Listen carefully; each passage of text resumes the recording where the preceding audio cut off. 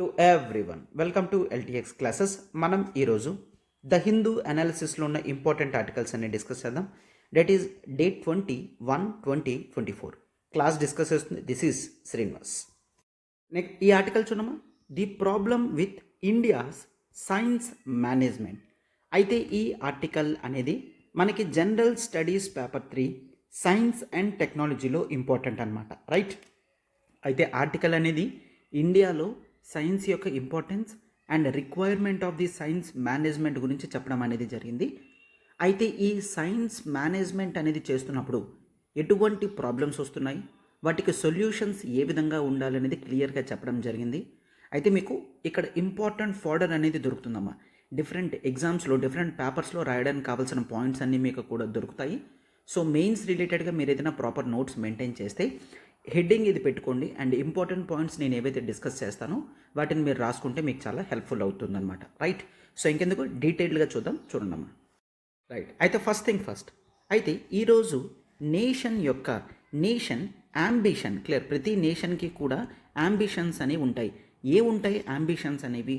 ప్రతి నేషన్కి కూడా యాంబిషన్ ఏముంటుందమ్మా, తన కంట్రీ ఎకనామికల్గా ప్రోగ్రెస్ అవ్వాలి అనేది ఇంపార్టెంట్గా చూస్తారు, అవునా? ప్రతి దేశం కూడా ఎకానమీలో ముందు ఉండాలి అని చూస్తారు. అయితే ఈ ఎకనామిక్ ప్రోగ్రెస్ అనేది షార్ట్ టర్మ్గా ఉండకూడదు. ఎట్లా ఉండాలి? It should B of sustained in nature.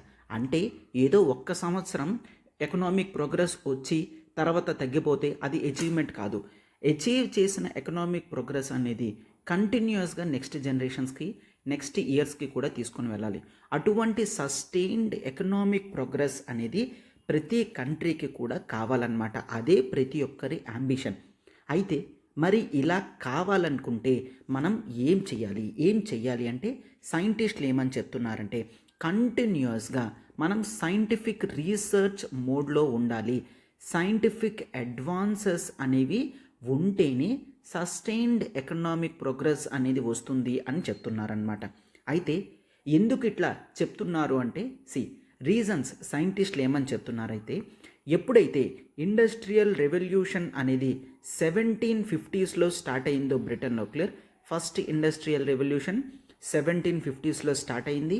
అయితే దీని తర్వాత బ్రిటన్ కానీ వెస్టర్న్ కంట్రీస్ కానీ కంటిన్యూస్గా సైంటిఫిక్ అడ్వాన్సెస్ మీద కాన్సన్ట్రేషన్ చేయడం వల్ల వాళ్ళ ఎకానమీస్ అనేవి నార్మల్ పూర్ స్టాండర్డ్స్ నుంచి ఈరోజు కంప్లీట్లీ మోడర్నైజ్డ్ అండ్ డెవలప్డ్ నేషన్స్గా తయారయ్యారు, క్లియర్? సో వాళ్ళు చెప్తున్న రీజన్ ఏంటి అంటే కేవలం మేము ఇన్వెస్ట్ చేసిన సైంటిఫిక్ అడ్వాన్సెస్ వల్ల ఈరోజు రిజల్ట్స్ అనేవి మాకు కనిపిస్తున్నాయి. సో అందుకనే సైంటిస్టులు ఏమని చెప్తున్నారంటే ఏ కంట్రీ అయినా సస్టైన్డ్ ఎకనామిక్ ప్రోగ్రెస్ కావాలి అంటే సైంటిఫిక్ అడ్వాన్సెస్ అనేవి చాలా ఇంపార్టెంట్ అని చెప్తున్నారు. అయితే ఇండియా ఈ విధంగా అడుగులు వేస్తుందా అంటే ఆథర్స్ ఇప్పుడు ఏమని చెప్తున్నారంటే right, yes, of course India ఈ విధంగా అడుగులు వేస్తుంది, బట్ ఇది మాత్రమే సరిపోదు, ఇంకా కావాలి అని చెప్తున్నారనమాట. అయితే ఏ విధంగా అంటే ఫస్ట్ ఆఫ్ ఆల్ ఇండియాలో there is a special think tank and research organisation, that is the NRF, national research foundation అనేది ఉంది. సో ఇది కంటిన్యూస్ సైంటిఫిక్ అడ్వాన్సెస్ మీద కాన్సన్ట్రేషన్ అనేది చేస్తుందన్నమాట, క్లియర్? సో రీసెర్చ్ మీద ఎక్కువ ఇంపార్టెన్స్ అనేది ఇస్తుంది. అయితే రీసెంట్గా ఈవెన్ DRDOని కూడా చాలా వరకు రీస్ట్రక్చరైజేషన్ చేసి సైంటిఫిక్ అడ్వాన్స్డ్ మోడ్లోకి తీసుకొని వెళ్ళడం జరిగింది. అంటే కంటిన్యూస్గా కొత్త రీసెర్చ్ యాక్టివిటీస్ మీద ఉండే విధంగా రీస్ట్రక్చరైజేషన్ అనేది జరిగింది. సో ఈ 2 ఆర్గనైజేషన్స్ అనేవి ప్రాపర్గా వర్కౌట్ చేస్తే మనకి సైంటిఫిక్ అడ్వాన్సెస్ అనేవి ఇండియాలో కూడా జరుగుతాయి, క్లియర్? ఈ DRDO డిఫెన్స్లో అయినప్పటికీ కూడా దీని యొక్క ప్రాక్టికల్ సోషల్ ఇంప్లిమెంటేషన్స్ అనేవి చాలా బాగుంటాయి అని చెప్తున్నారు. కేవలం డిఫెన్స్ ఓరియంటెడ్గానే మాత్రమే కాకుండా ఇంకా చాలా విధాలుగా DRDO రీసెర్చెస్ అనేవి హెల్ప్ చేస్తాయన్నమాట, రైట్? ఎస్, అండ్ ఈ నేషనల్ రీసెర్చ్ ఫౌండేషన్ కూడా చాలా ఇంపార్టెంట్ అని చెప్తున్నారనమాట. అయితే India's science efficiency and resilience అనేది చాలా ఇంపార్టెంట్ అని చెప్తున్నారు. అంటే మన సైంటిస్టుల యొక్క హార్డ్ వర్క్ నేచర్, రెసిలియన్స్ అంటే ఏవైనా ఫెయిల్యూర్స్ వచ్చినా సరే వాటిని ఆలోచించకుండా నెక్స్ట్ స్టెప్ అనేది తీసుకుంటూ ముందుకు వెళ్ళాలి అని చెప్తున్నారనమాట. రైట్. అయితే దీంట్లో కొద్దిగా ప్రాబ్లమ్స్ ఉన్నాయి. ఏంటంట, ఇండియా యొక్క ఓవరాల్ ఎక్స్పెండిచర్ అనేది చూస్తే చూడమ్మా, ప్రతి కంట్రీ కూడా తన జీడిపిలో ఎంత పర్సంటేజ్ రీసెర్చ్ అండ్ డెవలప్మెంట్ మీద పెడుతుందో చాలా ఇంపార్టెంట్ అనమాట. వెరీ ఇంపార్టెంట్ డేటా, గుర్తుంచుకోండమ్మా. జీడిపి వైజ్గా చూసుకుంటే ఈరోజు ఇండియా కేవలం 0.7% మాత్రమే R&D మీద ఖర్చు పెడుతుంది. రీసెర్చ్ అండ్ డెవలప్మెంట్ మీద కేవలం 0.7% మాత్రమే పెడుతుంది. When it comes to the part of United States of America, USA దాదాపుగా 3.5% దాకా కూడా R&D మీద ఎక్స్పెన్సెస్ అనేవి చేస్తుంది. And even if you take our neighbouring country that is China చూసుకున్నప్పటికీ కూడా 2.4% దాకా కూడా R&D అనేది పెడుతున్నాయి.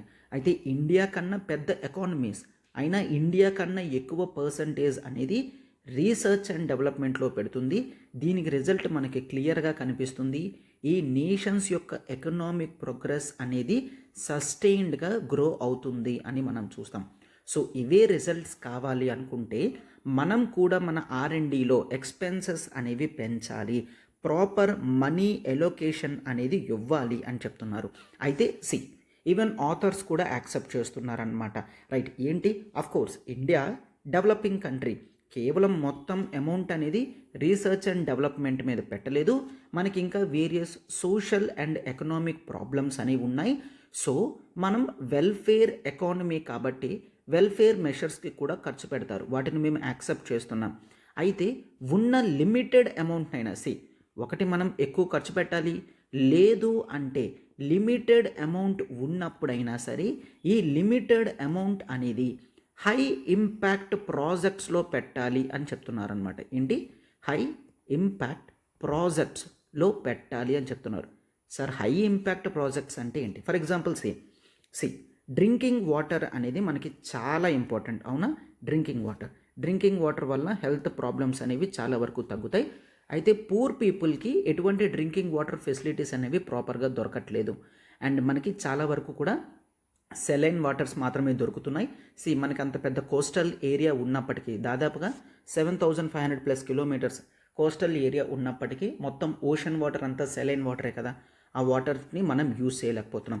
ఒకవేళ ప్రాపర్ R&Dతో మనం సెలైన్ వాటర్ని కనుక డీసాలినేషన్ చేసే ప్రాసెస్ అనేది చాలా చీప్ ఫార్మేట్లో తీసుకొచ్చామంటే, సార్ యాజ్ ఆఫ్ నౌ లేదా అంటే నో, యాజ్ ఆఫ్ నౌ ఉన్నది. బట్ సెలైన్ వాటర్ని డీసాలినేషన్ చేసే ప్లాంట్స్ యొక్క మెయింటెనెన్స్ ఎక్స్పెన్సెస్ అనేవి చాలా ఎక్కువగా ఉంటాయి. So that normal average persons, clear, so middle class persons కానీ పూర్ ఫ్యామిలీస్ కానీ అఫోర్డ్ చేయలేరు, క్లియర్. సో అట్లా కాకుండా వెరీ చీపెస్ట్ ఫార్మేట్లో తీసుకొని వస్తే ఈరోజు పోవర్టీలో ఉన్న వాళ్ళందరికీ కూడా డ్రింకింగ్ వాటర్ని పూర్తిగా డీసాలినేషన్ చేసి పూర్తిగా వాటిలో ఉన్న పొల్యూషన్స్ అంతా కూడా తీసి ప్రాపర్ ప్యూరిఫైడ్ వాటర్ అనేది వాళ్ళకి ఇవ్వచ్చు. అండ్ అది వాళ్ళ యొక్క హెల్త్ అవుట్కమ్స్ అనేవి పెంచుతుంది. That is a high impact project, అవునా? ఇక్కడ రీసెర్చ్ అండ్ డెవలప్మెంట్ అనేది మనం డ్రింకింగ్ వాటర్ క్లీనింగ్ మీద పెట్టినట్లయినా, డీసాలినేషన్ ప్లాంట్స్ మీద పెట్టినట్లయినా వాటి నుంచి వచ్చే ఇంపాక్ట్ అనేది హై ఇంపాక్ట్ ప్రాజెక్ట్ కింద కన్సిడర్ చేస్తాం. ఓకేనా? రైట్. అయితే మనకి అమౌంట్స్ అనేవి తక్కువ ఉండడం వలన హై ఇంపాక్ట్ ప్రాజెక్ట్స్ మీద మనం ఎక్కువ ఖర్చు పెట్టాలి అని చెప్తున్నారనమాట. రైట్. ఎస్, ఇలా పెట్టినట్లయితేనే మనం మన సైంటిఫిక్ రీసెర్చ్ మోడ్ని, మన ఆర్గనైజేషన్స్ని ముందుకు తీసుకొని వెళ్ళగలం అని చెప్తున్నారనమాట. And authors are also trying to prove. ఈరోజు కాస్త ఎక్కువగా R&Dలో ఖర్చు పెడుతుంది, దట్ ఈస్ ఇస్రో ఆర్గనైజేషన్. అయితే గ్లోబల్ లెవెల్లో ఇస్రో ర్యాంకింగ్ చూసుకుంటే సమ్వేర్ అరౌండ్ 8th ర్యాంకింగ్లో ఉంది. Are you getting? సో ఇండియాలో కాస్త ఎక్కువ పెడుతున్న ఆర్గనైజేషన్ యొక్క ర్యాంకింగే గ్లోబల్ లెవెల్లో చాలా తక్కువ ఉంది. ఒకవేళ మనం న్యూక్లియర్ ఎనర్జీస్లో చూసుకున్నా, థోరియం రియాక్టర్స్లో చూసుకున్నా, బయోటెక్నాలజీస్లో చూసుకున్నా, జీనోమిక్స్లో కానీ, రోబోటిక్స్లో కానీ, ఆర్టిఫిషియల్ ఇంటెలిజెన్స్లో కానీ చూసుకుంటే గ్లోబల్ లెవెల్లో మన ర్యాంకింగ్స్ అనేవి చాలా చాలా చాలా చాలా తక్కువ ఉన్నాయి. ఎందుకు? అవి చాలా ఇంపాక్ట్ఫుల్ ప్రాజెక్ట్స్ అయినప్పటికీ కూడా మనం R&D మీద ఎక్కువ ఖర్చు పెట్టలేకపోతున్నాం. ఫర్ ఎగ్జాంపుల్ ఇప్పుడు మనం బయోటెక్నాలజీ మీద ఒకవేళ ఖర్చు పెట్టినట్లయితే దీనివల్ల వచ్చే అవుట్కమ్స్ అనేవి మనకి చాలా హై ఇంపాక్ట్ ప్రాజెక్టే. ఎప్పుడైనా సరే మెడికల్గా పెట్టినా or even if you put investment on artificial intelligence మీద పెట్టినా సరే ఇది కూడా హై ఇంపాక్ట్ ప్రాజెక్ట్స్ కింద చూసుకుంటామన్నమాట. ఎందుకంటే వీటి యొక్క అవుట్కమ్స్ అనేవి సొసైటీలో వైడ్ నెంబర్ ఆఫ్ పీపుల్ని క్యాటర్ చేస్తుందన్నమాట. రైట్. సో ఇట్లాంటి వాటి మీద మనం ఈరోజు ఎక్కువ అమౌంట్ అనేది పెట్టలేకపోతున్నాం అని ఆథర్ చెప్తున్నారనమాట. So this is the high time మనం ఈ అమౌంట్స్ అనేవి వీటికి ఛానలైజ్ చెయ్యాలి అని చెప్తున్నారు. రైట్. ఇదంతా చెప్తూ ఆథర్ అండ్ వీటన్నిటికన్నా మోస్ట్ ఇంపార్టెంట్ ఏంటి అంటే ఈరోజు మన సైన్స్ ఫీల్డ్ ఏదైతే ఉందో ఈ సైన్స్ ఫీల్డ్ని ప్రాపర్గా మేనేజ్ చేయాలి. అందుకనే సైన్స్ మేనేజ్మెంట్ అని అంటున్నారు. సైన్స్ మేనేజ్మెంట్ అంటే ఏంటి? జనరల్గా ఈ ఆర్గనైజేషన్స్ అనేవి ఉన్నాయా? For example the NRF, clear, NRF organisation అయినా, DRDO, clear, defence research development organisation అయినా, ఇస్రో ఆర్గనైజేషన్ అయినా, వీటి యొక్క ఆర్గనైజేషన్స్ యొక్క management heads, clear, head or chiefs ఎవరైతే ఉన్నారో వీళ్ళు చాలా వరకు సైంటిస్టులే ఉంటారు. ఫర్ ఎగ్జాంపుల్ ఇస్రోలో చీఫ్ చూసుకుంటే అతను ఒక సైంటిస్ట్, ఎన్ఆర్ఎఫ్లో హెడ్ చూసుకుంటే ఇతను ఒక సైంటిస్ట్, డిఆర్డిఓలో హెడ్స్ చూసుకుంటే మిలిటరీకి సంబంధించిన వాళ్ళైనా వీళ్ళందరూ కూడా సైంటిస్టులే. క్లియర్. సో ఒక ఆర్గనైజేషన్ యొక్క హెడ్స్ అనే వాళ్ళు సైంటిస్టులు అయితే వాళ్ళ ఆలోచన అనేది మేనేజ్మెంట్ మీద ప్రాపర్గా ఉండదు. సరే, అయితే ఇక్కడ సైన్స్ మేనేజ్మెంట్ అంటే ఏంటి? సైన్స్ మేనేజ్మెంట్ అంటే అదే. For example if you take ఒక కార్పొరేట్ వరల్డ్ తీసుకున్నారనుకోండి. కార్పొరేట్ వరల్డ్, ఈ కార్పొరేట్ వరల్డ్లో if you observe the corporate world ఒక కంపెనీని మేనేజ్ చేసేది ఒక CEO. క్లియర్.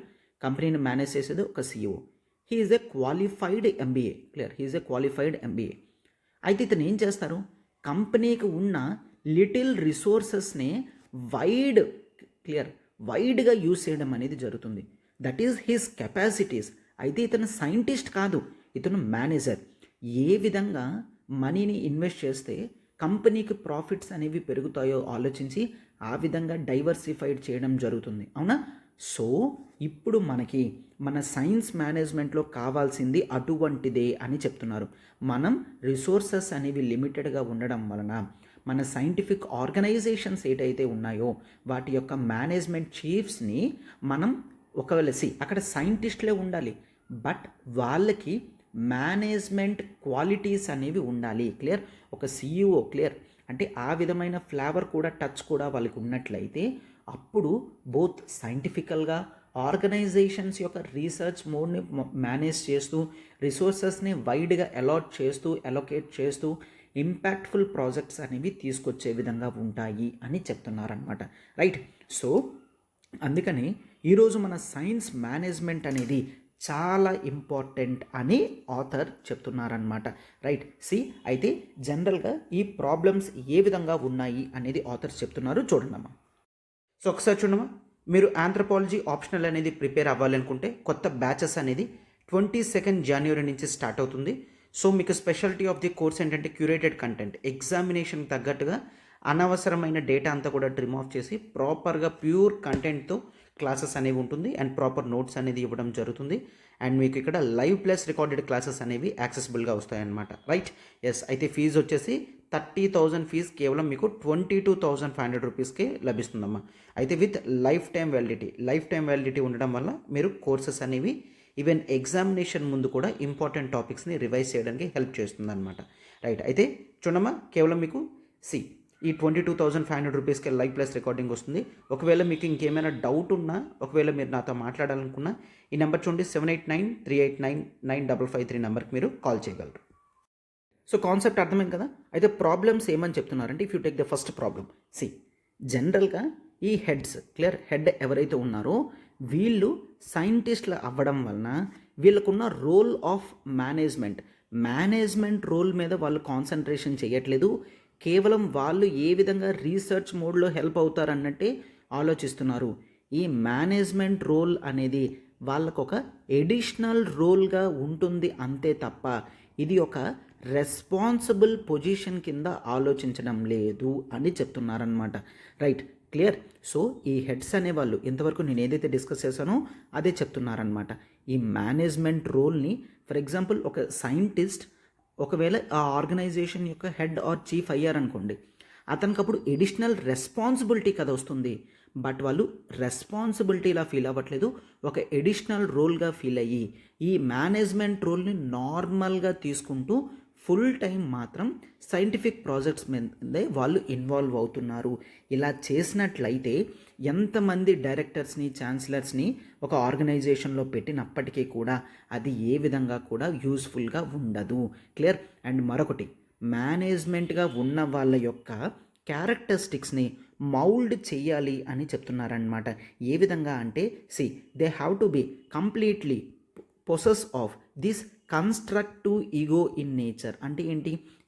ఒకవేళ ఏవైనా రీసెర్చ్లో లాసెస్ అనేవి వచ్చినా ఆర్ ఫెయిల్యూర్స్ అనేవి వచ్చినా టీం అంతటినీ కూడా మళ్ళీ కెపాసిటీ బిల్డింగ్ ఇంప్రూవ్మెంట్ చేయాలి. అంటే టీంతో కలిపి ఉండాలి, టీం అందరినీ కూడా ఇంప్రూవైజ్ చేయాలి, అండ్ వాళ్ళ డౌన్స్లో వాళ్ళ ఫెయిల్యూర్స్లో ఖచ్చితంగా అతను రోల్ అనేది ఉండాలి. అండ్ ఎవరైనా ఒక గుడ్ అవుట్కమ్స్ అనేవి తీసుకొచ్చినా వాటిని మరింత బాగా తయారు చేసే విధంగా ఇతను ఒక కన్స్ట్రక్టివ్ క్రిటిసిజం అనేది ఇవ్వాలి అన్న మీనింగ్తో చెప్తున్నారనమాట.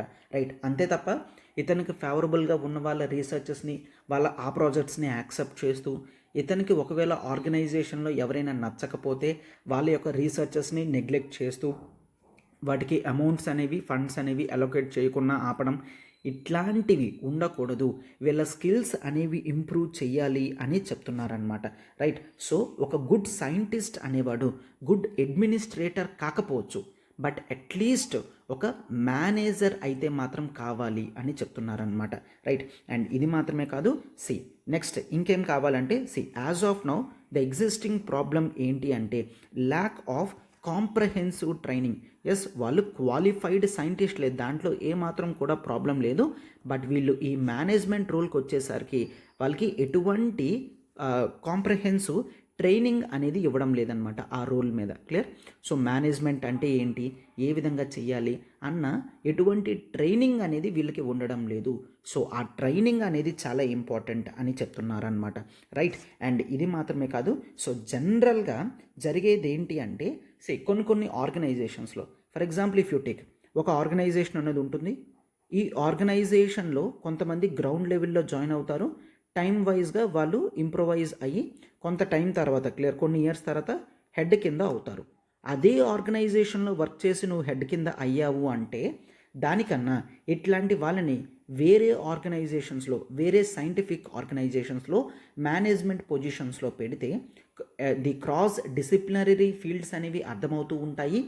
అండ్ ఇది మాత్రమే కాకుండా వాళ్ళు కొత్తదనం అండ్ మేనేజ్మెంట్ అంటే ఏంటో కొత్త రోల్స్లో నేర్చుకోగలరు అని చెప్తున్నారు.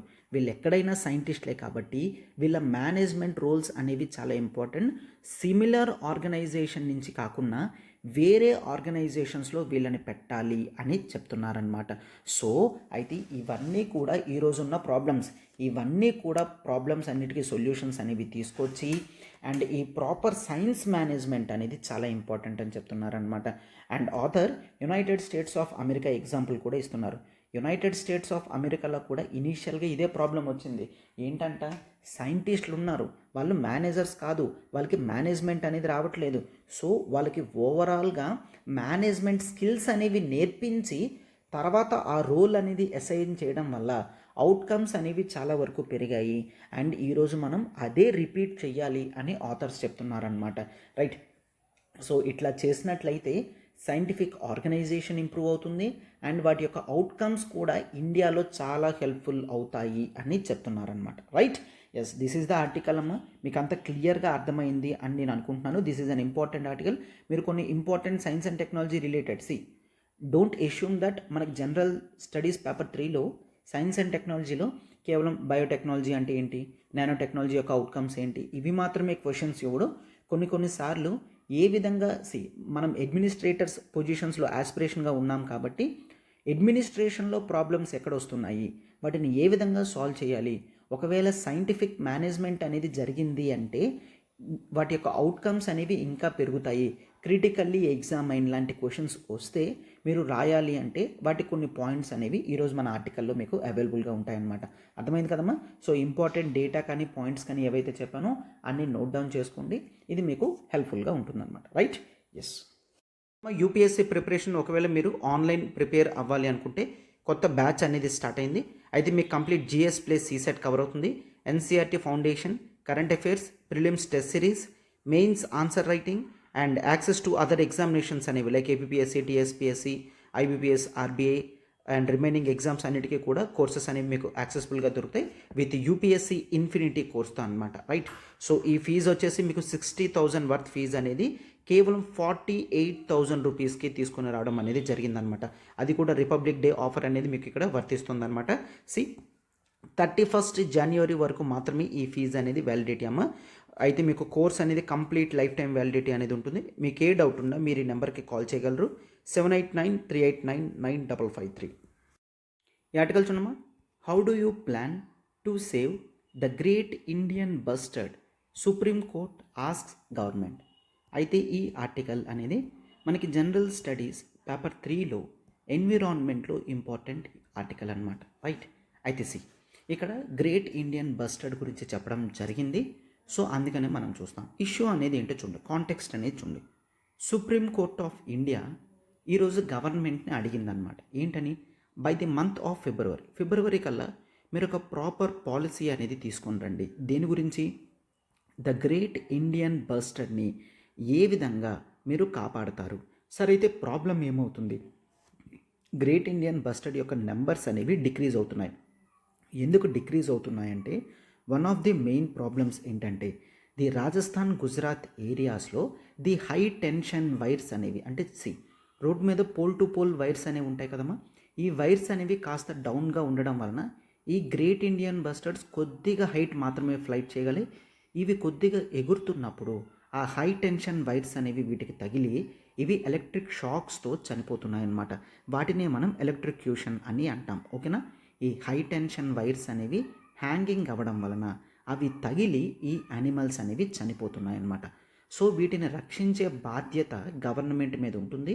సో మీరు ఫిబ్రవరి కల్లా ప్రాపర్గా ఒక ప్లాన్ అనేది తీసుకొని రండి అని చెప్తున్నారనమాట. రైట్? అయితే ఒక్కసారి చూడండి. Here we have to learn very few important concepts about the great Indian bustards. Clear? కొంత ఫ్యాక్ట్స్, డేటా అదంతా ఉన్నప్పటికీ కూడా చాలా జాగ్రత్త చూడమ్మా. First of all this great Indian bustard important data ఏంటి అంటే దీన్ని the state bird of Rajasthan అని అంటారనమాట. గ్రేట్ ఇండియన్ బస్ని the state bird. Clear? The state bird of Rajasthan యొక్క స్టేట్ బర్డ్. అండ్ ఇది మాత్రమే కాదు, ఈ గ్రేట్ ఇండియన్ బస్ట్ అనేది ది గ్రాస్ ల్యాండ్ ఈకోసిస్టంలో ఉంటుంది. ఎక్కడ ఉంటుందమ్మా? గ్రాస్ ల్యాండ్ ఈకోసిస్టంలో ఉంటుంది. అయితే ఇండియాలో గ్రాస్ ల్యాండ్స్ అనేవి ఎక్కడైతే ఉన్నాయో అక్కడ కొన్ని చోట్ల ఈ గ్రేట్ ఇండియన్ బస్టర్డ్ అనేది ఉందన్నమాట. గ్రేట్ ఇండియన్ బస్టర్డ్ ఉంది అంటే గ్రాస్ ల్యాండ్ ఈకోసిస్టమ్ అనేది బాగా ఉన్నట్టు అని అర్థం. అంటే అర్థం ఏంటి? ఈ great Indian bustard it represents the health of the grassland ecology అని చూస్తాం. గ్రాస్ ల్యాండ్ ఈకాలజీని, వాటి యొక్క హెల్త్ని ఇది రిప్రజెంట్ చేస్తుంది. అంటే అర్థం ఏంటి? ఒక good amount of grassland అనేది ఉంది అంటే అక్కడ గ్రేట్ ఇండియన్ బస్టర్డ్ ఉంటుంది. ఒకవేళ గ్రాస్ ల్యాండ్ ఈకోసిస్టమ్కి థ్రెట్ అయ్యింది అంటే గ్రేట్ ఇండియన్ బస్టర్డ్స్ కూడా అక్కడ ఉండలేవు. సో ఇది గ్రాస్ ల్యాండ్లో ఉంటుంది అని గుర్తుంచుకోండమ్మా. రైట్? ఎస్. అండ్ ఇది ఎక్కువగా మనకి రాజస్థాన్ అండ్ గుజరాత్ స్టేట్స్లో కనిపిస్తుంది. అయితే కేవలం అక్కడే ఉంటుందా అంటే no, it also have in small population in Maharashtra స్టేట్లో దొరుకుతుంది, కర్ణాటక స్టేట్లో దొరుకుతుంది, ఆంధ్రప్రదేశ్ స్టేట్లో కూడా మనకి దొరుకుతుంది అనమాట. ఓకేనా? The Rajasthan, Gujarat, Maharashtra, Karnataka and AP, ఈ 5 స్టేట్స్లో మనకి గ్రేట్ ఇండియన్ బస్టర్డ్ అనేది అవైలబుల్గా ఉంటుందన్నమాట. రైట్? అయితే ఈరోజు వీటికి వచ్చిన ప్రాబ్లమ్స్ ఏంటి అంటే ఒకటి మనం ఎలక్ట్రిక్యూషన్ అనేది చూసాం. అండ్ ఎలక్ట్రిక్యూషన్ మాత్రమే కాకుండా కొంతమంది హంటింగ్ అనేది చేస్తారు. మోస్ట్లీ పాకిస్తాన్, రాజస్థాన్ అనేది మనకి బోర్డర్ స్టేట్ కదా. సో పాకిస్తాన్ సైడ్ ఉన్న great Indian bustards or Indian bustards ఒకవేళ అటు సైడ్ వెళ్తున్నప్పుడు పాకిస్తాన్ వాళ్ళు దీన్ని కిల్ చేయడం అనేది జరుగుతుందన్నమాట. హంటింగ్ అనేది చేస్తున్నారు. అండ్ గ్రాస్ ల్యాండ్ ఏరియాస్ని ఆక్యుపై చేసేస్తున్నారు. కొంతమంది గ్రాస్ ల్యాండ్ ఏరియాస్ని ఆక్యుపై చేసి వీటిని అగ్రికల్చరల్ ఫీల్డ్స్గా మార్చేసి అగ్రికల్చర్ అనేది చేస్తున్నారనమాట. సో దీనివల్ల గ్రాస్ ల్యాండ్ తగ్గిపోతుంది, అగ్రికల్చర్ ఏరియా అనేది పెరిగినప్పటికీ కూడా ఇక్కడ గ్రేట్ ఇండియన్ బస్టర్డ్ యానిమల్స్ అనేవి చనిపోతున్నాయి అన్నమాట. ఓకేనా. సో అందుకని ఈరోజు ప్రాపర్గా ఓవరాల్గా సుప్రీంకోర్టు అంటుంది, సో ఇట్లాంటి ప్రాబ్లమ్స్ ఉన్నాయి కాబట్టి మీరు ఒక ప్రాపర్ సొల్యూషన్ అనేది తీసుకొని రండి అని చెప్తున్నారనమాట. అయితే మన ఎగ్జామినేషన్కి కూడా చాలా ఇంపార్టెంట్ డేటా అనేది ఒకసారి చూడమ్మా. దట్ ఈస్ ఓవరాల్గా if you observe the IUCN status అనేది చూసినట్లయితే ఈ great Indian bustard critically endangered అనమాట. సిఆర్ అంటే critically endangered.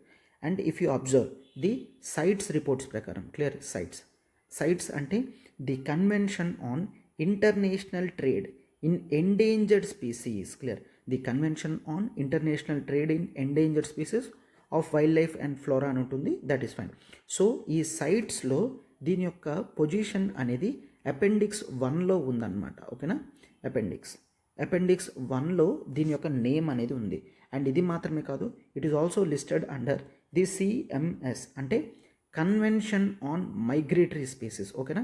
Convention on migratory species ప్రకారం కూడా దీని యొక్క ర్యాంక్ అనేది అపెండిక్స్ 1లో పెట్టడం అనేది జరిగింది. And even if you observe the wild life protection act 1972 ప్రకారం, ఓకేనా, wild life act of protection 1972 ప్రకారం దీన్ని షెడ్యూల్ 1లో పెట్టడం జరిగిందనమాట. ఇది అపెండిక్స్ 1, షెడ్యూల్ 1 క్రిటికల్లీ ఎండేంజర్డ్ ఏం చూపిస్తాయంటే వీటి యొక్క నెంబర్స్ అనేవి చాలా తక్కువ ఉన్నాయి. ఇవి ఒకవేళ చనిపోతే, ఇంకొద్దిగా చనిపోతే ఎక్స్టింక్ట్ స్టేజ్లో కూడా, అంటే కంప్లీట్గా జీరో అయిపోయే పొజిషన్స్ కూడా ఉంటాయి. So this is a careful time that ఈ లిస్ట్స్లో ఉన్న యానిమల్స్ని కాపాడడం అనేది చాలా ఇంపార్టెంట్ అన్నమాట. రైట్. సో అయితే సార్ మరి ఇంత ఇంపార్టెంట్ అయినప్పుడు గవర్నమెంట్ ఆఫ్ ఇండియా ఏ ప్రోగ్రామ్స్ తీసుకొని రాలేదా అంటే no, there are number of programmes అనేవి ఉన్నాయి. క్లియర్. సో చూడమ్మా, there is one programme that is the species recovery programme. ఓకేనా. Species recovery programme. ఈ స్పీసీస్ రికవరీ ప్రోగ్రామ్ ప్రకారం చాలా యానిమల్స్, క్లియర్, కేవలం గ్రేట్ ఇండియన్ బస్టర్డ్ మాత్రమే కాదు, ఏ స్పీసీస్ అయితే కొన్ని ఎక్స్టింక్షన్లో ఉన్నాయో అంటే క్రిటికల్లీ ఎండేంజర్డ్లో ఉన్నాయో వాటి యొక్క రికవరీ గురించి తీసుకొచ్చిన ప్రోగ్రామ్ అనమాట. స్పీసీస్ రికవరీ ప్రోగ్రామ్ అనేది తీసుకొచ్చారు అండర్ మినిస్ట్రీ ఆఫ్ ఎన్విరాన్మెంట్ అనమాట. క్లియర్. అండ్ ఇన్ స్పెసిఫిక్గా గ్రేట్ ఇండియన్ బస్టర్డ్ గురించి అంటే we have programme like national bustard recovery plan. Clear. National bustard recovery plan అనేది తీసుకొని రావడం జరిగింది. And there is the conservation breeding facility అనేది తీసుకొచ్చారు. Rajasthan government, wildlife institute of India వాళ్ళందరూ కలిపి ఇది రాజస్థాన్లో ది డెజర్ట్ నేషనల్ పార్క్ అనేది ఉంది జైసల్మేర్లో. అక్కడ ఈ గ్రేట్ ఇండియన్ బస్టర్డ్స్ని కన్జర్వ్ చేయడానికి కన్జర్వేషన్ బ్రీడింగ్ ఫెసిలిటీ ప్రోగ్రామ్ అనేది తీసుకొని రావడం జరిగిందనమాట. అండ్ ప్రాజెక్ట్ టైగర్ లాగా there is the project great Indian bustard programme కూడా ఉంది. ప్రాజెక్ట్ గ్రేట్ ఇండియన్ బస్టర్డ్ కూడా ఉన్నదన్నమాట. క్లియర్. అండ్ ఇది మాత్రమే కాదు, అక్కడ ఉన్న లోకల్ పీపుల్ కానీ ట్రైబల్స్ కానీ వాళ్ళందరికీ కూడా ఎంకరేజ్ చేస్తున్నారు like no one should hunt, and ఈ గ్రేట్ ఇండియన్ బస్టర్డ్స్ని మనం కాపాడాలి అన్నట్లుగా ఈవెన్ లోకల్ పీపుల్తో కూడా వీళ్ళు రిలేషన్స్ అనేవి మెయింటైన్ చేస్తున్నారనమాట. రైట్. సో అయితే ఇది మనం అబ్జర్వ్ చేసినట్లయితే ఈ వీటి మీద గ్రేట్ ఇండియన్ బస్టర్డ్ మీద already even previous years questions కూడా ఉన్నాయి. And this is an important species. Clear. దీని మీద క్వశ్చన్స్ అనేవి ఇంకా నెక్స్ట్ కూడా వచ్చే ఛాన్సెస్ అనేవి ఉన్నాయన్నమాట. సో అందుకని ఇటువంటి క్రిటికల్లీ ఎండేంజర్డ్ స్పీసీస్ గురించి కరెంట్ అఫైర్స్లో ఉంటే వాటి గురించి ప్రాపర్గా మీరు ఇన్ఫర్మేషన్ తెలుసుకోవడం అనేది చాలా ఇంపార్టెంట్ అనమాట. రైట్. ఎస్. ఒకవేళ మీరు యూపీఎస్సీ ఇన్ఫినిటీ ఆఫ్లైన్లో ప్రిపేర్ అవ్వాలనుకుంటే విశాఖపట్నంలో మనకి ఆఫ్లైన్ కోర్స్ బ్రాంచ్ అనేది ఉంది. సో కొత్త బ్యాచ్ అనేది స్టార్ట్ అయిందమ్మా. అయితే మీరు ఆఫ్లైన్ జాయిన్ అయినా మీకు NCERT foundation, current affairs, prelims test series and mains answer writing అన్నీ కూడా క్లాసెస్ అనేవి మీకు యాక్సెసిబిలిటీ దొరుకుతుంది. ఇది మాత్రమే కాదు, ఆఫ్లైన్ మీరు ప్రిపేర్ అవ్వాలనుకుంటే టోటల్గా 19 books covering whole GS and CSAT ప్రతిదీ కూడా మీకు బుక్స్ అనేవి అవైలబుల్గా ఇవ్వడం అనేది జరుగుతుందమ్మా. ఆఫ్లైన్ బుక్స్ అనేవి, ఫిజికల్ బుక్స్ అనేవి ఇవ్వడం జరుగుతుంది. అయితే ఫీజు వచ్చేసి చూడమ్మా, 60,000 కోర్స్ అనేది కేవలం మీకు 48,000 రూపీస్కి ఇవ్వడం అనేది జరుగుతుందన్నమాట. అయితే ఫీజు అనేది చూడండి 31 జనవరి వరకు మాత్రమే వ్యాలిడిటీ. కోర్స్ మాత్రం మీకు లైఫ్ టైం వ్యాలిడిటీ అనేది వస్తుందన్నమాట. రైట్. సో మీకు ఏ డౌట్ ఉన్నా మీరు ఈ నెంబర్కి కాల్ చేయగలరు. 7893899553 నెంబర్కి మీరు కాల్ చేయగలరు. రైట్. ఈ ఆర్టికల్ చూడమ్మా, supreme court refuses more time to Bilkis case convicts. Right, ఈ ఆర్టికల్ అనేది జనరల్ స్టడీస్ పేపర్ 2 పాలిటీలో మనకి చాలా ఇంపార్టెంట్ అనమాట. పాలిటీ డిఫరెంట్ కేసెస్ అనేవి చదువుతాం. అయితే ఇక్కడ బిల్కిస్ బానో కేస్ అనేది చెప్పడం జరిగింది. అయితే నేను ఫస్ట్ నుంచి ఎండ్ వరకు మొత్తం టోటల్గా బిల్కిస్ బానో కేసు అంతా కూడా డీటెయిల్డ్గా నీట్గా చెప్తాను. సో జాగ్రత్తగా మీరు ఫాలో అవ్వండి. చూడమ్మా. అయితే వాట్ హ్యాపెన్ 1991లో మీరు చూసుకున్నట్లయితే 1991లో దట్ మనకి బాబ్రీ మసీద్ డిమోలిషన్ అనేది జరిగింది. అవునా, బాబ్రీ మసీద్ డిమోలిషన్ ఈ కేసు ఈ రోజుకి క్లోజ్ అయిపోయింది అనుకోండి. బట్ బాబ్రీ మసీద్ డిమోలిషన్ 1991లో జరిగింది. అయితే బాబ్రీ మసీద్ డిమోలిషన్ ఎవరు చేశారు? హిందుత్వ గ్రూప్కి సంబంధించిన కొంతమంది కర్ సేవక్స్. క్లియర్, కొంతమంది కర్ సేవక్స్ బాబ్రీ మసీద్ డిమోలిషన్ని చేయడం జరిగింది. అయితే దీనికి ఎగెయిన్స్ట్గా కొంతమంది ముస్లిమ్స్, గుర్తుంచుకోండి, ఈ కర్సేవక్స్కి ఈ చేసిన యాక్షన్కి ఎగెయిన్స్ట్గా కొంతమంది ముస్లిం వాళ్ళు ఈ కర్సేవక్స్ ఒక ట్రైన్లో వస్తుంటే ఆ ట్రైన్కి నిప్పు పెట్టడం జరిగిందనమాట. క్లియర్, ఎందుకు? ముస్లిమ్స్కి ఇంపార్టెంట్ అయిన ఈ బాబ్రీ మస్జిద్ని డిమోలేషన్ చేసినందుకు కోపంతో కొంతమంది ముస్లిమ్స్ ఈ కర్సేవక్స్ వెళ్తున్న ఒక train, that is Sabarmati passenger, ఆ ప్యాసింజర్కి నిప్పు పెట్టడం జరిగింది. బట్ ఇప్పుడు వెంటనే చేయలేదు.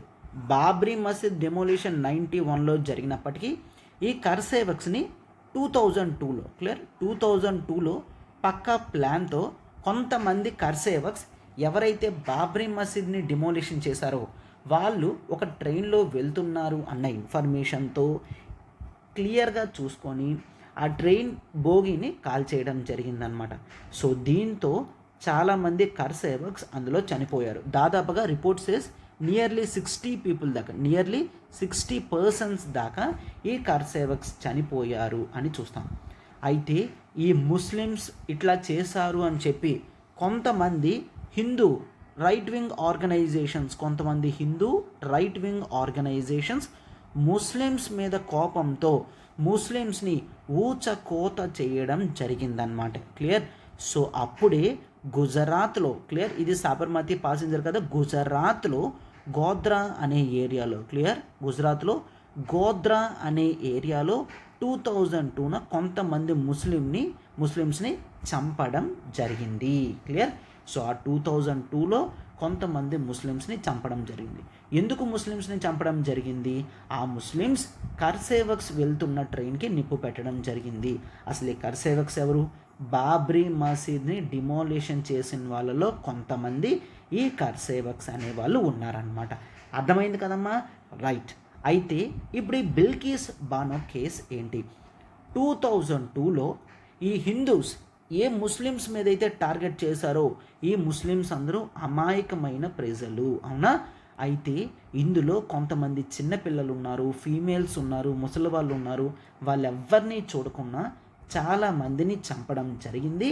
అండ్ కొంతమంది ఫీమేల్స్ మీద రేప్ అటెంప్ట్స్ కూడా జరిగాయి అన్నమాట. క్లియర్, కొంతమంది ఫీమేల్స్ మీద రేప్ అటెంప్ట్స్ జరిగాయి, కొంతమందిని చంపేయడం కూడా జరిగిందనమాట. క్లియర్. అండ్ ఇప్పుడు ఈ బిల్కిస్ బానో కేసు కూడా దీనికి రిలేటెడ్గానే ఉంటుందన్నమాట. ఏంటి? గోద్రా రియోట్లో వాళ్ళ ఫ్యామిలీ వాళ్ళందరూ కూడా ఈ హిందూ ఆర్గనైజేషన్స్లో చంపబడ్డారు. అండ్ ఈమె తప్పించుకోగలిగింది అలాంగ్ విత్ హర్ మదర్. అయితే అప్పటికి ఆమె ప్రెగ్నెంట్ అన్నమాట. ఆమె ప్రెగ్నెంట్ అయినప్పటికీ కూడా ఈమెని రేప్ చేయడం జరిగింది. క్లియర్. సో ఇది టోటల్ కేస్ అన్నమాట. సో ఈ కేసు అనేది ఎలా వెళ్ళింది ఏంటో అనేది డీటెయిల్డ్గా చూద్దాము, జాగ్రత్తగా చూడమ్మా. So Bilkis Bano who was the 5 month pregnant, అప్పటికి ఆమెకి 5 months అన్నమాట. గోద్రాలో, క్లియర్, గుజరాత్లో గోద్రా అనే ఏరియాలో ఈమె ఉంటుంది. సో 27, 2022, క్లియర్, February 27న ఈ ఇష్యూ అనేది జరిగిందనమాట. ఎందుకు? ఒక వైలెన్స్ అనేది జరిగింది. దట్ ఈజ్ February 26న సాబర్మతి ప్యాసింజర్ ట్రైన్కి నిప్పు పెట్టడం జరిగిందనమాట. సో దీంట్లో 59 members ఆఫ్ కర్సేవక్స్ చనిపోయారు. క్లియర్. అయితే ఇందులో భాగంగా జరిగిన రియోట్స్లో బిల్కిస్ బానో కూడా ఉన్నది. అండ్ ఈమె అండ్ ఇంకా ఒక 3 మంత్ ఓల్డ్ డాటర్ అండ్ మరొక 15 మంది ఉన్నారు. వీళ్ళందరూ కూడా ఈ రియోట్స్ నుంచి తప్పించుకోవడానికి ప్రయత్నిస్తున్నప్పుడు కోర్స్ ఈమె మాత్రమే అండ్ ఈమె మదర్ మాత్రమే తప్పించుకోవడం జరిగింది. మిగిలిన వాళ్ళందరినీ కూడా వాళ్ళు చంపేశారనమాట. క్లియర్? అంటే ఆమె దగ్గర రిలేటివ్స్ అందరూ కూడా ఈ రియోట్స్లో చనిపోయారన్నమాట. క్లియర్? బిల్కిస్ అండ్ ఆమె మదర్ వీళ్ళిద్దరూ మాత్రమే తప్పించుకోవడం జరిగింది. అండ్ రిమైనింగ్ చాలామంది రేప్డ్ అండ్ సివియర్లీ బీటెన్, వాళ్ళందరినీ కొట్టడం జరిగింది అండ్ చాలామంది చనిపోయారు కూడాను. క్లియర్? సో అయితే ఈ అటాక్లో Bilkis was the only survivor along with a man and an infant. Clear? అయితే ఈమె కేస్ని NHRCకి తీసుకొని రావడం జరిగిందనమాట. Clear? So national human rights కమిషన్కి ఈమె కేస్ని తీసుకొని రావడం జరిగింది. అయితే and the Supreme Court leading to an inquiry by CBI. Clear?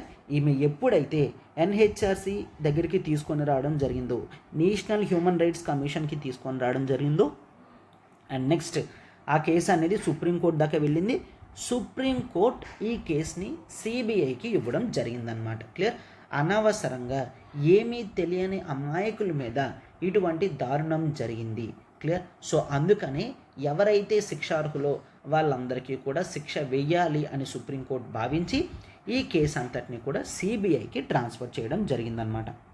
అయితే ఈ కేసు యొక్క సిగ్నిఫికెన్స్ ఏంటి? అసలు ఈ కేసు చూసిన వెంటనే మనకి ఏం తెలుస్తుందంటే, ఇండియాలో కమ్యూనల్ వైలెన్స్ అనేది ఎంతవరకు పెరిగిపోయిందో తెలుస్తుంది. అవునా? ఒక కమ్యూనిటీని టార్గెట్ చేస్తున్నారు. నిజంగా ఆ కమ్యూనిటీ అది చేసిందా లేదా అని క్రాస్ చెక్ చేయకుండా కొంతమంది విద్వేషపూర్వకంగా ఈ విధమైన కమ్యూనల్ వైలెన్స్ అనేది చేస్తున్నారనమాట. అంటే ఇలా మత పిచ్చితో కొట్టుకోవడం వలన చాలామంది అమాయకులు చనిపోయే ఛాన్సెస్ అనేవి ఉన్నాయి. అవునా? And the authorities failure to provide justice. Clear? Victims ఎవరైతే ఉన్నారో వాళ్ళకి ప్రాపర్గా జస్టిస్ కూడా అథారిటీస్ చేయలేకపోయారు. అండ్ ఇది మాత్రమే కాదు, ఈ కేసు ఇంకేం చూపిస్తుంది? The need of importance in protecting women's and minorities rights. ఇండియాలో ఉమెన్స్ రైట్స్ అండ్ ఇంకా మైనారిటీస్ రైట్స్ యొక్క ఇంపార్టెన్స్ కూడా చెప్తుందన్నమాట. And Bilkis long legal battle and her supporters courage demonstrate that justice can be achieved, but it takes perseverance, courage and backing of civil society. అయితే ఈమె చాలా కష్టపడి ఆమె కేస్ని తీసుకొని వచ్చింది. లాస్ట్కే ఆమె కేస్ సుప్రీంకోర్టులో సక్సెస్ అయ్యింది. అండ్ ఈమె మీద ఎవరైతే ఈ అటెంప్ట్స్ చేశారో వాళ్ళందరికీ కూడా జైలు శిక్ష పడిందనమాట. అంటే ఏం చూస్తుంది? ఇండియాలో న్యాయం జరగాలి అంటే ఓపిక మీద చాలా రోజులు కరేజ్తో ఉండాలి. అండ్ ఈ టైంలో సివిల్ సొసైటీ కూడా సపోర్ట్ చేస్తేనే ఇటువంటి కేసెస్ వేయగలరు తప్ప లేకపోతే వేయలేరు. క్లియర్? అంటే ఇక్కడ మనం ఏం చూస్తున్నాం? చాలా క్లియర్గా చూపిస్తున్నారనమాట. ఇండియాలో ఉమెన్స్ పరిస్థితులు ఎలా ఉన్నాయి, మైనారిటీస్ పరిస్థితులు ఎలా ఉన్నాయి, అండ్ ఒక లీగల్ బ్యాటిల్ గెలవాలి అంటే ఎన్ని రోజులు ఎన్ని సంవత్సరాలు ఆగాలి అనేది క్లియర్గా చూపిస్తున్నారనమాట. రైట్? ఎస్. కేసు యొక్క క్రోనాలజీ అనేది చూడండి. మనం నెక్స్ట్ పిక్చరైజేషన్లో కూడా చూస్తాం. 2004లో ద అక్యూజ్డ్ వర్ అరెస్టెడ్. 2002లో కేసు కంప్లీట్ అయితే, అంటే రియోట్స్ కంప్లీట్ అయితే 2004లో వీళ్ళని అరెస్ట్ చేశారు. అండ్ ట్రైల్ అనేది గుజరాత్ నుంచి మహారాష్ట్రకి వెళ్ళడం జరిగింది. ఎందుకంటే following death threats received by Bilkis. ఈమెను చంపుతాము అని కొన్ని వార్తలు రాగానే ఈమె కోర్టుకి అప్రోచ్ అయితే కోర్ట్ సింప్లీ గుజరాత్ హైకోర్టు నుంచి మహారాష్ట్ర హైకోర్టుకి కేసు వెళ్ళాలి అని సుప్రీంకోర్టు చెప్పిందనమాట. అండ్ 2008లో స్పెషల్ CBI కోర్ట్ ఈ 11 మందిని అవును వీళ్ళు రేప్ చేశారు, మర్డర్ చేశారు, వీళ్ళు IPC సెక్షన్స్ అన్నీ కూడా బేఖాతరు చేస్తూ అన్లాఫుల్గా అసెంబ్ల్ అయ్యారు, కలిశారు అని చెప్పి వీళ్ళందరికీ లైఫ్ ఇంప్రిజన్మెంట్ ఇవ్వడం జరిగిందనమాట. క్లియర్? అండ్ ఈ కేసులో మరొక 7 మీద ఎటువంటి ప్రూఫ్స్ లేకపోవడం వలన, ప్రాపర్ ఎవిడెన్సెస్ లేకపోవడం వలన ఒక 7 వదిలేయడం జరిగింది. 11 మందిని మాత్రం క్లియర్గా ఈ ఛార్జెస్ మీద లైఫ్ ఇంప్రిజన్మెంట్ అంటే జీవిత ఖైదు అనేది చేయడం జరిగిందనమాట. క్లియర్. అండ్ 2017లో కూడా ఈ స్పెషల్ సిబిఐ కోర్ట్ ఏదైతే చెప్పిందో దాన్ని బాంబే హైకోర్ట్ యాక్సెప్ట్ చేయడం జరిగింది అని చూస్తాం. నెక్స్ట్ చూడండి, this is the complete timeline given in newspapers. Clear. So అయితే ఈమె గ్యాంగ్ రేప్కి గురైంది and most of her family members were killed. So see this is the issue. 2002లో ఎఫ్ఐఆర్ అనేది ఫైల్ అయింది అండ్ ఆ తర్వాత 2003లో సమ్మరీ రిపోర్ట్ సబ్మిట్ చేయడం జరిగింది. అండ్ 2003లో బిల్కిస్ ఇక్కడ న్యాయం జరగట్లేదు అని చెప్పి ఎన్హెచ్ఆర్సి నేషనల్ హ్యూమన్ రైట్స్ కమిషన్కి వెళ్ళడం జరిగింది. అండ్ తర్వాత సుప్రీం కోర్టుకి అప్రోచ్ అవ్వడం జరిగిందనమాట. అండ్ సుప్రీం కోర్ట్ క్లియర్గా స్టేట్ ఇన్వెస్టిగేషన్ మీద నమ్మకం లేదు అని చెప్పి సిబిఐకి ఇవ్వడం జరిగిందనమాట. అండ్ 2003లో సుప్రీంకోర్ట్ కేసుని సుప్రీంకోర్టుకి అప్పగించేశారు పూర్తిగా. అండ్ 2004లో సిబిఐ 12 మందిని అరెస్ట్ చేసింది అండ్ ఇంటర్మ్ రిపోర్ట్ కూడా సబ్మిట్ చేసిందనమాట. అండ్ టోటల్గా 2004 ఏప్రిల్ కల్లా సిబిఐ వాళ్ళు 20 మందిని అరెస్ట్ చేయడం జరిగింది. అందులో 6 పోలీసులు ఉన్నారు, 2 గవర్నమెంట్ డాక్టర్లు కూడా ఉన్నారనమాట. అండ్ తర్వాత సిబిఐ ఫైనల్ రిపోర్ట్ని 2004 మేలో సబ్మిట్ చేయడం జరిగింది. And 2004 Bilkis filed petition. Clear. Gujarat బయటికి ఈ కేసు అనేది తీసుకొని వెళ్ళాలి అని చెప్పడం జరిగింది. అండ్ ఈ కేసుని మొత్తాన్ని కూడా సిబిఐ స్పెషల్ కోర్ట్ మహారాష్ట్రకి ట్రాన్స్ఫర్ చేసిందనమాట సుప్రీంకోర్టు. క్లియర్. ఛార్జెస్ అనేవి ఫైల్ చేశారు.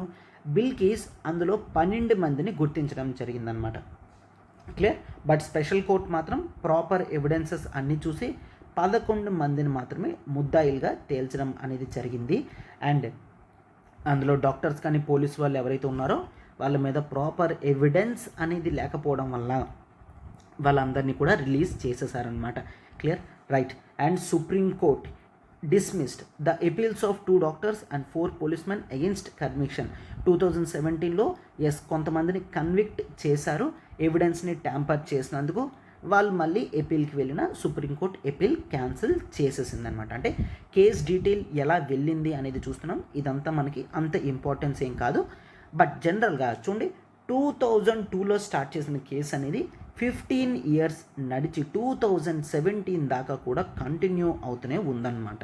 క్లియర్. అఫ్కోర్స్ కొంతమందికి ఆల్రెడీ 2008లోనే శిక్ష అనేది పడినప్పటికీ కూడా కొంతమంది కేసు ట్యాంపరింగ్ చేసి బయటకు వచ్చేసారు కదా, అంటే కేసు అనేది నడుస్తున్నట్టే లెక్క అనమాట. అయితే 2019లో ఈమెకి అన్యాయం జరిగింది అని చెప్పి సుప్రీంకోర్టు గుజరాత్ హైకోర్టుకి చెప్పిందనమాట. బిల్కిస్ బానోకి 50 లక్షలు కంపెన్సేషన్ ఇవ్వమని, ఒక ఉద్యోగం ఇవ్వమని అండ్ ఒక హౌస్ కూడా ఇవ్వమని సుప్రీంకోర్టు ఆర్డర్స్ వేసిందనమాట గుజరాత్కి. అండ్ బిల్కిస్ 2020లో మళ్ళీ అప్రోచ్ అయింది. ఏంటి దట్ సో ఈమెకి ఏవైతే కంపెన్సేషన్ ఇవన్నీ ఇవ్వడం జరిగిందో అవేవి కూడా కరెక్ట్గా లేవు, ఇంకా రాలేదు, కొంత చొరవ తీసుకోవాలి అని చెప్పి మళ్ళీ కోర్టుకు వెళ్ళిందనమాట. రైట్. ఇదంతా పాత ఇష్యూ. ఇప్పుడు ఏంటి, ఇప్పుడు కాంటెక్స్ట్లో ఏంటి అంటే రీసెంట్గా ఈ బిల్కిస్ బానోలో ఈ కన్విక్టెడ్ పర్సన్స్ ఎవరైతే ఉన్నారో 11 మంది వాళ్ళందరినీ కూడా రెమిట్ చేయడం జరిగింది. సార్ రెమిషన్ అంటే ఏంటి? రెమిషన్ అంటే ఇక్కడ వాళ్ళ శిక్షను తగ్గించేసి వాళ్ళని బయటికి పంపించేశారు. ఎంతవరకు వాళ్ళు జైల్లో ఉండేవారు, వీళ్ళకి లైఫ్ ఇంప్రిజన్మెంట్ పడింది, అంటే జీవిత ఖైదీ, జీవితాంతం కూడా జైల్లో ఉండాలి. బట్ వీళ్ళ యొక్క జీవిత ఖైదును తగ్గించి ఇప్పటికే చాలా సంవత్సరాలు జైల్లోనే ఉన్నారు అని చెప్పి వీళ్ళందరూ కూడా మారిపోయారు, వీళ్ళందరూ కూడా ఎటువంటి తప్పు చేయడం లేదు ఇప్పుడు అని చెప్పి వీళ్ళని బయటికి పంపించేయడం జరిగిందనమాట. ఇలా రెమిట్ చేసి బయటికి వదిలేశారు అని చెప్పి మళ్ళీ బిల్కిస్ బానో కేసు వేయడం జరిగిందనమాట. రైట్. ఇప్పుడు మీకు టోటల్గా కేసు అంతా కూడా క్లియర్గా అర్థమైంది అని అనుకుంటున్నాను. అయితే ఆ కన్విక్ట్స్ని ఎందుకు రిలీజ్ చేయడం జరిగింది? So one of these convicts 3 high court Gujarat హైకోర్టుకి వెళ్ళారు. That section 432, 430 of CrPC clear code of criminal procedure ప్రకారం వెళ్ళడం జరిగింది. బట్ అయితే హైకోర్టు దీన్ని క్యాన్సిల్ చేసిందనమాట. ఎందుకు? సెంటెన్స్ ఎవరిచ్చారు? మహారాష్ట్ర ఇచ్చింది. సో మీరు అడిగే రెమిషన్ కూడా మహారాష్ట్రలో హైకోర్టును మాత్రమే అడగండి, గుజరాత్ హైకోర్టుని అడగద్దు అని చెప్పి క్యాన్సిల్ చేయడం జరిగిందనమాట. అయితే వీళ్ళు అప్పుడు సుప్రీంకోర్టుకి వెళ్ళారు రెమిషన్కి. ఏమని? దట్ మేము 15 సంవత్సరాలు దాటి ఉన్నాము జైల్లో, సో అందుకనే మేము తప్పు కూడా యాక్సెప్ట్ చేశాము. 15 సంవత్సరాలు జైల్లో ఉన్నాము, జైల్లో ఉన్న 15 సంవత్సరాలు కూడా మేము సక్రమంగానే ఉన్నాము. సో మేము ఇంకా ఎప్పటికీ అటువంటి చర్యలు చెయ్యము, మమ్మల్ని విడిచిపెట్టండి, రెమిషన్ అనేది మాకు ప్రొవైడ్ చెయ్యండి అని చెప్పి సుప్రీంకోర్టులో కేసు వేయడం జరిగిందనమాట. రైట్. అయితే సుప్రీంకోర్టు మాత్రం స్టేట్ గవర్నమెంట్కి తన డెసిషన్ని విడిచిపెట్టేసింది. అంటే సుప్రీంకోర్టు నేను చేయడానికి ఏమీ లేదు, స్టేట్ గవర్నమెంట్ ఒకవేళ మిమ్మల్ని రెమిట్ చేస్తే మీరు బయటికి రాగలరు అని చెప్పి ఆపేసిందనమాట. క్లియర్. అయితే ఇండియాలో అసలు రెమిషన్ మీద ఏమైనా లాస్ ఉన్నాయా అంటే అఫ్కోర్స్ ఇండియన్ కాన్స్టిట్యూషన్లో ఆర్టికల్ 72 అండ్ ఆర్టికల్ 161 అనేది ఉన్నాయి. ఆర్టికల్ 72 కానీ 161 కానీ రెండు కూడా ప్రెసిడెంట్ అండ్ గవర్నర్ని, ఆర్టికల్ 72 ప్రెసిడెంట్ని, 161 గవర్నర్కి పవర్స్ అనేవి ఇవ్వడం జరిగింది. ఏ విధమైన powers? Pardon powers, suspension powers, remission powers, commutation powers. ఈ పవర్స్ అన్నీ కూడా ప్రెసిడెంట్కి గవర్నర్కి ఇవ్వడం జరిగింది. అంటే ఏ వ్యక్తికి అయితే శిక్ష అందుతుందో ఆ వ్యక్తి ప్రెసిడెంట్ కానీ గవర్నర్ దగ్గరికి వెళ్ళి ఇందులో ఉన్న ఒక చాయిస్ని వాళ్ళు అడగగలరు. ఒకవేళ ప్రెసిడెంట్ కానీ గవర్నర్ కానీ ఓకే అనుకుంటే వీళ్ళు ఆ శిక్షను ఇంకా కంటిన్యూ చేయాల్సిన అవసరం లేదు. ఎందుకంటే చూడండి, యాజ్ ఆఫ్ నౌ ప్రిజన్స్ అనేవి స్టేట్ సబ్జెక్ట్ అమ్మ. క్లియర్. ప్రిజన్స్ అనేవి స్టేట్ సబ్జెక్ట్. షెడ్యూల్ 7లో ప్రిజన్ మేనేజ్మెంట్ అనేది కంప్లీట్లీ స్టేట్ సబ్జెక్ట్లో ఉంది. సో ఒకవేళ ప్రెసిడెంట్ గవర్నర్ కాకపోతే వాళ్ళని జైలు నుంచి బయటికి వదిలేసే పవర్స్ అనేవి స్టేట్ గవర్నమెంట్కి ఉన్నాయన్నమాట. సో యాక్చువల్లీ ఈ రెమిషన్ పవర్స్ని ఉపయోగించి 432 ఆఫ్ సిఆర్పిసి ఉపయోగించి స్టేట్ గవర్నమెంట్ వీళ్ళని బయటికి పంపించగలదు. క్లియర్. అయితే చాలాసార్లు ఎప్పుడు చేస్తున్నామా, మహాత్మా గాంధీ బర్త్డే కానీ, ఇండిపెండెన్స్ డే కానీ, క్లియర్, అండ్ ఇటువంటి రిపబ్లిక్ డేస్ టైంలో ఇటువంటి స్పెషల్ అకేషన్స్లో చాలామందిని బయటికి రిలీజ్ చేస్తుంది అండర్ ది సిఆర్పిసి 432 ప్రావిజన్స్ ప్రకారం. క్లియర్. సో ఇండియాలో రెమిషన్ చేసే పవర్స్ లాస్ ఏవైతే అవైలబుల్ ఉన్నాయో అర్థమయ్యాయి కదా. రైట్. అండ్ ఏ విధాల మీద ఈ రెమిషన్ అనేది చేస్తారో చూడమ్మా. దట్ జనరల్గా రెమిట్ చేసే ముందు ఒక సెంటెన్స్ రివ్యూ బోర్డ్ అనేది ఏర్పాటు చేస్తారు అండ్ వాళ్ళకి పవర్స్ ఇస్తారనమాట సెక్షన్ 432 ప్రకారం. అప్పుడు Supreme Court held that states cannot exercise the power of remission arbitrarily. But Supreme Court ముందుగానే చెప్పింది ఏంటని, మీకు 432 సిఆర్పిసి ప్రకారం ఎవరినైనా రెమిట్ చేసే పవర్ ఉంది అని చెప్పి ఎవరిని పడితే వాళ్ళని ఆర్బిట్రరీగా అంటే నచ్చినట్లుగా వదిలేయడానికి లేదు. మీరు కొంతమందిని వదిలిపెడుతున్నారు అంటే అది ప్రాపర్ డ్యూ ప్రాసెస్ అయి ఉండాలి. సార్ ఈ డ్యూ ప్రాసెస్ అయి ఉండాలి అంటే అర్థం ఏంటి?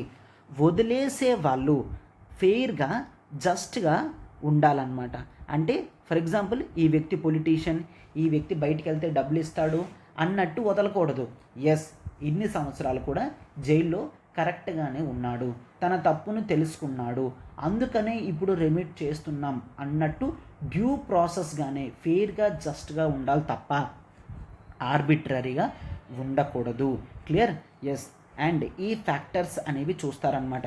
ఏంటి ఆ క్రైమ్ ఎటువంటిది, సీరియస్నెస్ ఆఫ్ క్రైమ్ ఏంటి, అండ్ కో అక్యూజ్డ్ యొక్క స్టేటస్ ఏంటి, వాళ్ళు జైల్లో ఉన్నప్పుడు ఏ విధంగా ఉన్నారు, వాళ్ళ యొక్క కాండక్ట్ ఏంటి, వాళ్ళ బిహేవియరల్ అనాలిసిస్ ఎలా ఉంది, ఇలా ప్రతిదీ చెక్ చేసిన తర్వాతే ఒక తుది నిర్ణయంకి వస్తారు.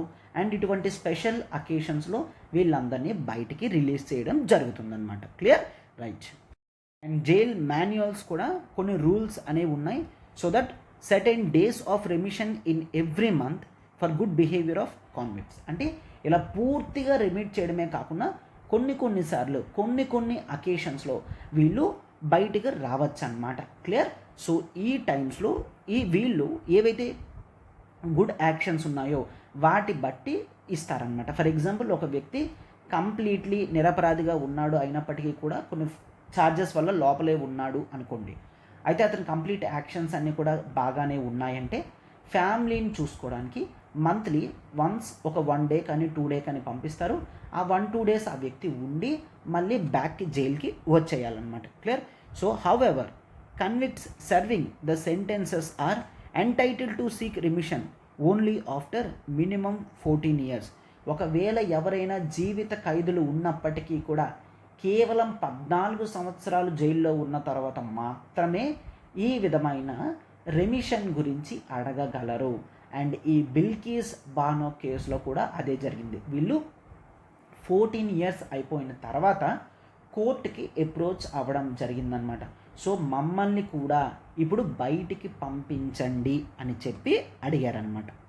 సో అయితే చాలా వరకు ఈ రెమిషన్ని క్రిటిసైజ్ చేస్తారనమాట. ఎందుకంటే చాలామంది చాలా వెరీ డేంజరస్ క్రూయల్ క్రైమ్స్ అనేవి చేస్తూ ఉంటారు. అండ్ ఈ రెమిషన్ పాలసీతో అయితే మరి ఇంకా అలాంటప్పుడు అరెస్ట్ చేయడం ఎందుకు? అవునా కదా? ఒక వ్యక్తి తప్పు చేశాడు అని అరెస్ట్ చేసి జైల్లో వేసిన తర్వాత మళ్ళీ వేరియస్ సిఆర్పిసి పవర్స్తోని ప్రెసిడెన్షియల్ గవర్నర్ పవర్స్తో వ్యక్తులను బయటికి రిలీజ్ చేసేస్తే the spirit of modern thinking అనేది పోతుంది. అసలు మరి ఇంకెందుకు అని అంటారు. అవునా? సో దట్ ఉమెన్ మీద, చిల్డ్రన్ మీద క్రైమ్స్ చేసినా సరే వాళ్ళని కూడా ఎందుకు ఎలిజిబుల్గా ఉంచుతున్నారు అంటే క్రైమ్స్ చేసేటప్పుడు కేవలం కొన్ని క్రైమ్స్కి మాత్రమే రెమిషన్స్ ఉండాలి తప్ప ఫీమేల్స్ మీద, కమ్యూనల్ క్లాషెస్లో ఉన్న వాళ్ళని, చిల్డ్రన్స్ని ఇబ్బంది పెట్టే వాళ్ళని, ఇటువంటి వాళ్ళకి రెమిషన్ ఇవ్వకూడదు కదా అని అంటున్నారనమాట. Clear? So however it should be done in accordance with the legal and constitutional methods, not at the desire of a ruler. Clear? అంటే అర్థం ఏంటి అంటే ఈ గవర్నమెంట్ ఎవరిని అనుకుంటే వాళ్ళని కాదు, ప్రాపర్ ఫ్యాక్టర్స్ అన్నీ కూడా కన్సిడర్ చేసిన తర్వాత మాత్రమే వాళ్ళని బయటికి వదిలిపెట్టాలి. లేదంటే ఈ విధమైన నమ్మకం అనేది పోతుంది అని చెప్తున్నారనమాట. Right? So you got the whole concepts very clear, right? So టోటల్గా ఇప్పుడు ఇదంతా అయిన తర్వాత సుప్రీంకోర్టులో కేసు అనేది వేయడం జరిగింది. అయితే సుప్రీంకోర్టు క్లియర్గా ఆర్డర్స్ అనేవి పాస్ చేయడం జరిగిందనమాట. ఏంటని? నో, ఈ విధంగా వీళ్ళకి రెమిషన్ ఏదైతే ఇవ్వడం జరిగిందో ఆ రెమిషన్ అనేది కంప్లీట్లీ రాంగ్ఫుల్గా అని చెప్పి ఎవరైతే కన్విక్ట్స్ని బయటికి పంపించడం జరిగిందో, రెమిషన్కి ఛాన్సెస్ ఇచ్చారో వాళ్ళందరూ కూడా వితిన్ 15 daysలో, వితిన్ 2 weeksలో మళ్ళీ కోర్టు ముందు ప్రెజెంట్ అయ్యి ఆర్ జైల్లో సరెండర్ అవ్వాలి అని చెప్పడం జరిగింది. అయితే ఈ 15 days టైం అనేది కంప్లీట్ అవుతున్న కొద్దీ ఇప్పుడు మళ్ళీ ఈ కన్విక్ట్స్ ఎవరైతే బయటకు వచ్చారో వాళ్ళందరూ కూడా మాకు మరికొద్దిగా టైం ఎక్స్ట్రా కావాలి అని రిక్వెస్ట్ చేస్తే సుప్రీంకోర్టు వాటిని డిక్లైన్ చేసిందనమాట. నో, మీకు ఇప్పుడు ఎక్స్ట్రా టైం అనేది మేము ఇవ్వలేము అని సుప్రీంకోర్టు క్లియర్గా తేల్చి చెప్పడం అనేది జరిగిందనమాట. రైట్? సో చూసారు కదమ్మా, మనకి మోస్ట్ ఇంపార్టెంట్ అంటే కాంటెక్స్ట్ ఏ విధంగా ఉంది అండ్ రెమిషన్స్ ఏంటి, రెమిషన్స్ని ఎందుకు క్రిటిసైజ్ చేశారు, ఇట్లాంటివన్నీ కూడా మీకు చాలా ఇంపార్టెంట్ అనమాట. రైట్? ఎస్. మీకు ఈ పీపీటీ అనేది కావాలి అనుకుంటే మీరు మన టెలిగ్రామ్ ఛానల్లో జాయిన్ అవ్వచ్చు. మీకు కంప్లీట్ పీపీటీ అనేది అవైలబుల్గా ఉంటుందన్నమాట. సో ఒకసారి చూడమ్మా, మీరు ఆంథ్రోపాలజీ ఆప్షనల్ అనేది ప్రిపేర్ అవ్వాలి అనుకుంటే కొత్త బ్యాచెస్ అనేది 22 January నుంచి స్టార్ట్ అవుతుంది. సో మీకు స్పెషాలిటీ ఆఫ్ ది కోర్స్ ఏంటంటే క్యూరేటెడ్ కంటెంట్, ఎగ్జామినేషన్ తగ్గట్టుగా అనవసరమైన డేటా అంతా కూడా ట్రిమ్ ఆఫ్ చేసి ప్రాపర్గా ప్యూర్ కంటెంట్తో క్లాసెస్ అనేవి ఉంటుంది అండ్ ప్రాపర్ నోట్స్ అనేది ఇవ్వడం జరుగుతుంది. అండ్ మీకు ఇక్కడ లైవ్ ప్లస్ రికార్డెడ్ క్లాసెస్ అనేవి యాక్సెసిబుల్గా వస్తాయన్నమాట. రైట్? ఎస్. అయితే ఫీజు వచ్చేసి 30,000 ఫీజు కేవలం మీకు 22,500 రూపీస్కే లభిస్తుందమ్మా. అయితే విత్ లైఫ్ టైం వ్యాలిడిటీ ఉండడం వల్ల మీరు కోర్సెస్ అనేవి ఈవెన్ ఎగ్జామినేషన్ ముందు కూడా ఇంపార్టెంట్ టాపిక్స్ని రివైజ్ చేయడానికి హెల్ప్ చేస్తుంది అనమాట. రైట్? అయితే చూడమ్మా, కేవలం మీకు ఈ 22,500 రూపీస్కి లైవ్ ప్లస్ రికార్డింగ్ వస్తుంది. ఒకవేళ మీకు ఇంకేమైనా డౌట్ ఉన్నా, ఒకవేళ మీరు నాతో మాట్లాడాలనుకున్నా ఈ నెంబర్ చూడండి, 7893899553 నెంబర్కి మీరు కాల్ చేయగలరు.